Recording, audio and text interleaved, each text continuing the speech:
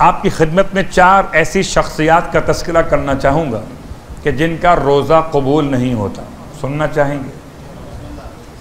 चार अफराद ऐसे कि जिनका रोज़ा कबूल नहीं होता। हम आपको ना सुनाते अगर इमाम ने ना सुनाया होता।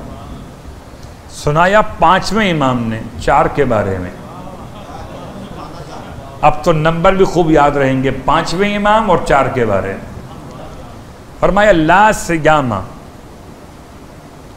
नहीं है रोज़ा लेमन असल इमाम, उस शख्स का जो इमाम का नाफरमान वाक़ई, उस शख्स का रोज़ा ही नहीं है। ला सियाम लेमन असल इमाम के जो इमाम की नाफरमानी करे।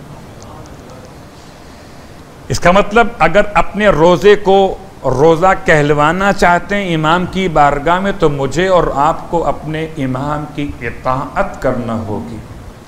और अगर इताअत ना कर सकें तो कम से कम मासियत इमाम से अपने आप को बचाना होगा।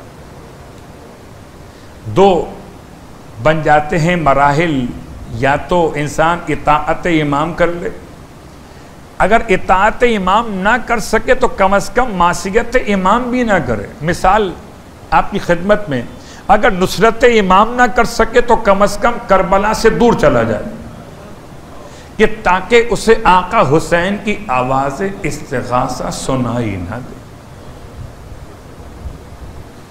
तो ठीक है, मैक्सिमम पे नहीं जा सकते तो मिनिमम पे तो आ सकते। मासियत इमाम ला सियामा, उसका रोज़ा नहीं है। लेमन असल इमाम के जो इमाम की मासियत करे।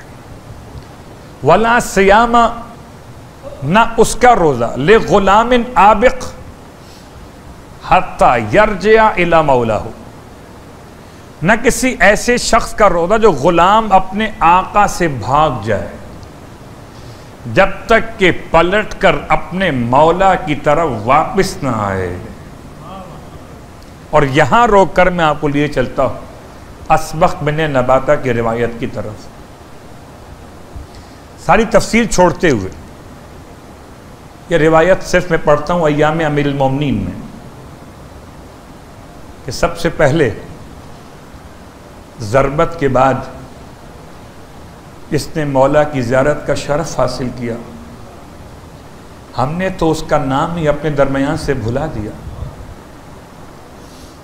नाम क्यों नहीं रखते अपने बच्चों का? असबख मौला के सहाबी थे, बाप का नाम था नबाता, आपका नाम था असबख।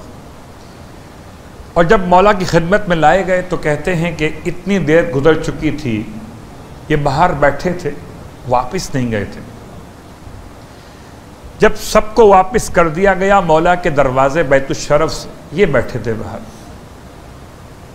मौला मुज्तबा अलैहिस्सलाम जब बाहर निकले किसी काम से तो देखा कि ये बैठे हुए। फरमाया सबके लिए फरमाया था बाबा ने, आप क्यों बैठे यहाँ पर, आप क्यों नहीं गए? मौला का ऐसा आशिक थे, रोने लगे। कहते मैंने ना फरमानी का इरादा नहीं किया, कोई जिनके कदमों ने साथ दिया वो चले गए। उससे मौला की हालत देखने के बाद अब चला ही नहीं जाता। मैं वापस जाऊं तो कैसे वापस जाऊं? फिर क्या चाहते हो इस वक्त? क्या मैं चाहता हूं कि अपने मौला की एक बार ज़ियारत कर लूं, फिर चला जाऊंगा। इमाम फरमाते हैं अच्छा मैं तुम्हारे लिए अपने सरदार से, अपने बाबा से लेता हूं इजाज़त, अगर मिल गई मैं बुला लेता हूं। ये पूरा वाक़या है। तो कहते हैं इतना वक्त गुजर गया था कि जब मैं मौला के सामने पहुंचा तो बेटियों ने आपके चेहरे के खून को धो दिया था, रिशे मुक़द्दस के खून को साफ कर दिया गया था, और आपकी पेशानी पे जर्द रंग की पट्टी या रुमाल बांधा गया था। इतना खून बह चुका था कि समझ में नहीं आता था कि मेरे मौला का चेहरा ज़्यादा जर्द है या ये बंधा हुआ रुमाल ज़्यादा जर्द है।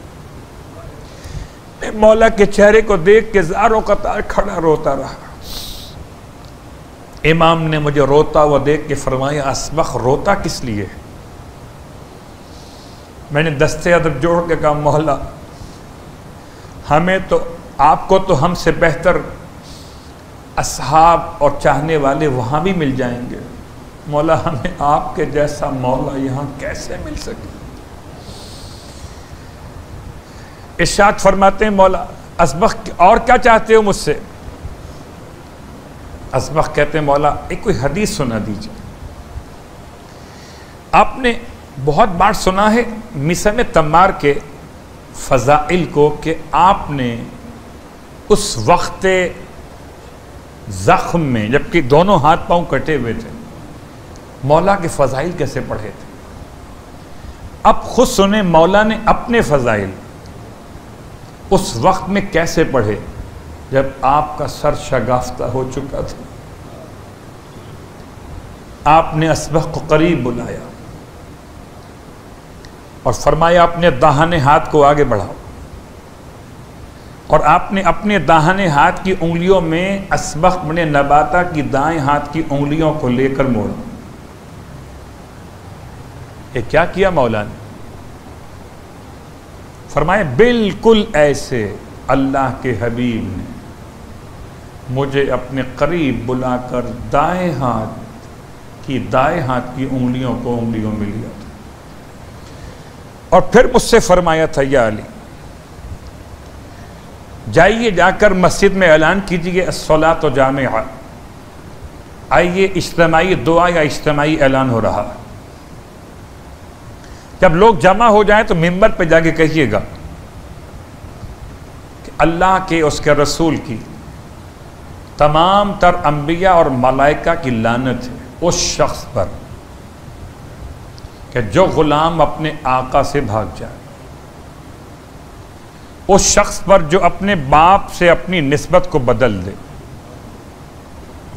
और उस शख्स पर भी लानत है अल्लाह और उसके रसूल मलाइका की कि जो मजदूर की उजरत को अदा ना करे। कहते हैं मौला असबख बने नबाता से कि मैंने ये 3 जुमले मिंबर से कहे तो लोग पुकार उठे कि क्या मतलब है इसका, इससे क्या कहना चाहते हैं आप। इमाम फरमाते हैं असबख मुझे जितना मेरे मौला ने हुक्म दिया था मैंने उतना ही किया। मैं मिंबर से उतर गया। मैंने कहा अगर तुम कहते हो तो मैं अल्लाह के हबीब से पूछता हूं कि कितनी तशरीह बयान करनी। कहते हैं असबक में पलट कर जब अपने हबीब की खिदमत में वापस आया कि या रसूल अल्लाह, लोग सवाल कर रहे हैं कि क्या मतलब है कि उस पर अल्लाह की लानत, उस पर अल्लाह के रसूल की लानत, उस पर अल्लाह के मलाइका की लानत कि जो गुलाम अपने आका से भाग जाए, जो अपना नसब बदल ले और जो मजदूर की मजदूरी को अदा ना करे। इससे मतलब व मुराद क्या है? एक बात तो वाज़ेह कि सामईन समझ रहे थे कि जो अल्फाज के ज़ाहिरी माना है वो मुराद नहीं है। अगर ज़ाहिरी माना मुराद समझ रहे होते तो कभी मौला से सवाल न करते, तो कम से कम इतने काबिल तो थे कि ज़ाहिर और बातिन का फ़र्क समझते थे, और कम से कम इतने एहतियात पसंद थे कि कौले अली को खुद से तावील देकर रंग नहीं दिया। इंतज़ार किया कि फरमाने नबी, ज़ुबाने अली, वज़ाहत भी नबी, वज़ाहत भी अली। कहते हैं असबक से मौला कि मैं पैगंबर की बारगाह में आया तो आपने फरमाया जाओ या अली जाकर कह दो कि मैं और तुम, या अली मैं और तुम इस उम्मत के आका और मौला है। तो जो गुलाम अपने आका से भाग जाए उस पर अल्लाह की, उसके रसूल की, मलाइका की लानत है। या अली जाकर कह दीजिए कि मैं और आप इस उम्मत के बाप हैं। जो अपना बाप बदल ले उस पर अल्लाह की, उसके रसूल की, मलाइका की लानत। या अली जाकर कह दीजिए कि मैं और आप इस उम्मत के मजदूर हैं, जो हमारी उजरत अदा ना करे उस पर अल्लाह की, रसूल की, मलाइका की लानत है। बात कहां से कहां तक पहुंच गई। बात चली थी आपकी खिदमत में इमाम मोहम्मद बाक़र अलैहिस्सलाम के जुमले से।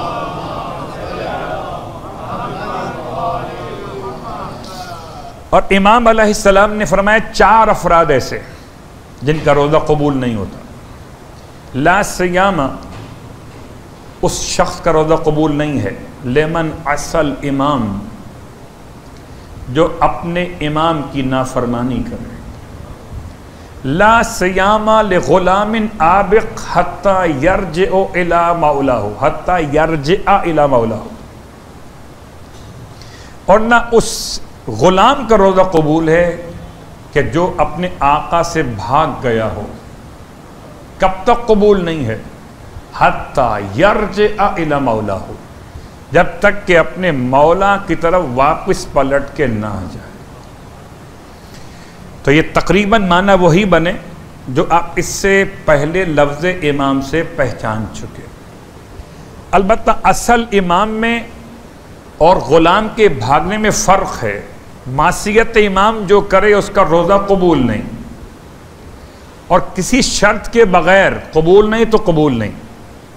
अलबत्ता ग़ुलाम आबिक के लिए शर्त रखी गई कि अगर पलट के वापस आ जाए। एक मुहावरा उर्दू ज़ुबान का है कि अगर सुबह का शाम का भूला कहें या सुबह का भूला कहें, शाम को वापस आ जाए तो उसे भूला नहीं कहते। तो अगर कोई सुबह का चला हुआ शाम को मौला की तरफ वापस आ जाए तो उसका रोज़ा कबूल हो जाए। अल्लाह सियामा ले गुलामिन आबिकिन हत्ता यरजिअ इला मौला। 2, तीसरा ला सियामा ले इम्राअतिन नाज़िशतिन हत्ता ततूब। और खुदा ऐसी औरत का रोज़ा कबूल नहीं करता। ला सियाम, उसका रोज़ा ही नहीं है। कौन सी खातून? नाज़िशतुन। ये क्या मतलब? नुशूस कहते हैं। नुशूस का मतलब है जो अपने शौहर के हुकूक ज़ौजियत को अदा करने से उसे रोके, या जो अपने शौहर की नाफरमानी इख्तियार कर ले, उसका रोज़ा कबूल नहीं है। ला सियामा, उस खातून का रोज़ा कबूल नहीं। कब तक नहीं है? हत्ता ततूबा, यहां तक कि वो तौबा कर ले। एक आम खातून अगर अपने शौहर के साथ नुशूज़ हो जाए तो उसका रोज़ा कबूल नहीं होता जब तक कि तौबा ना कर ले।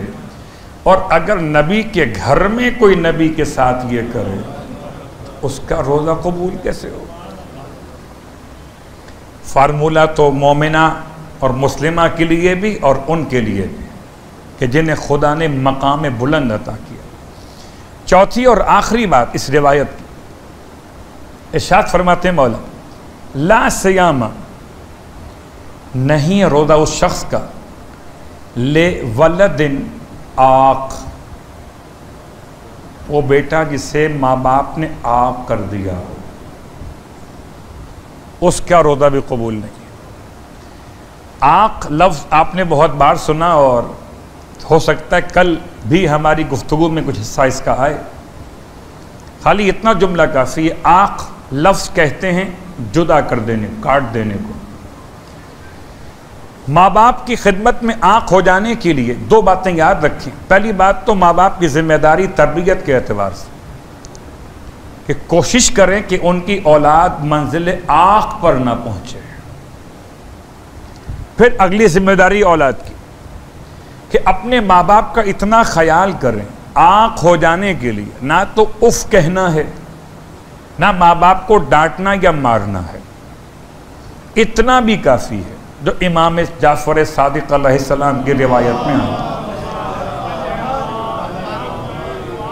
है। इरशाद फरमाते मौला, अगर तुम्हारे वालिदैन जुल्मन तुम्हें मार भी रहे हों, जुल्मन इंसाफ के साथ नहीं, जुल्म के साथ, तब भी अपने वालिदैन को गुस्से की निगाहों से मत देखना।